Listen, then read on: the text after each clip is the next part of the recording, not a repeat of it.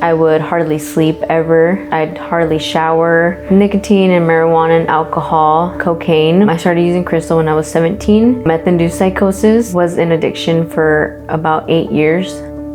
Broken. We could sit here and argue about it for hours on end about how marijuana was not a gateway drug. It wasn't until it was.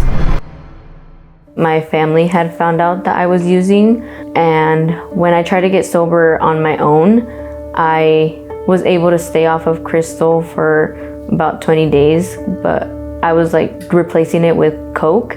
I realized that once the Coke was done, out of nowhere, I just ended up with another bag of crystal, and that's where I realized that I had a problem.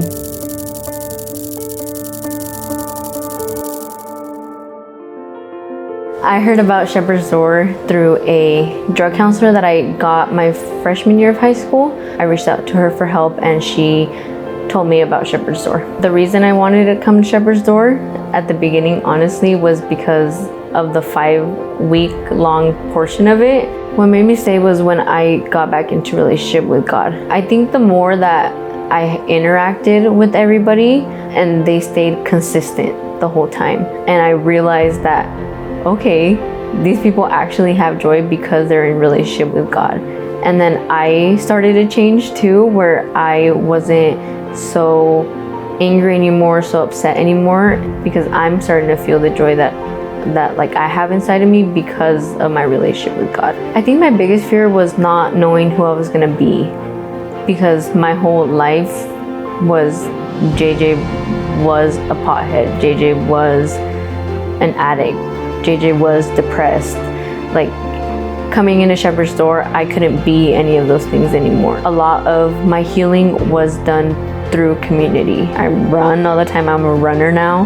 For the half marathon, I remember every time that I achieved a mile, I correlated it in my brain with my recovery, where I'm like, okay, I can do this and I can achieve this. So if I could do 3 miles, then I'm just adding 1 more mile to my next run when I do 4 miles. Like, being able to finish through that finish line, even though I was hurting and even though it was hard and I wanted to quit and I was like, I hate this, the reward at the end was bigger than what I was going through, and that's also true for my recovery. My full name is Giovanna Michelle Torres. You can call me JJ.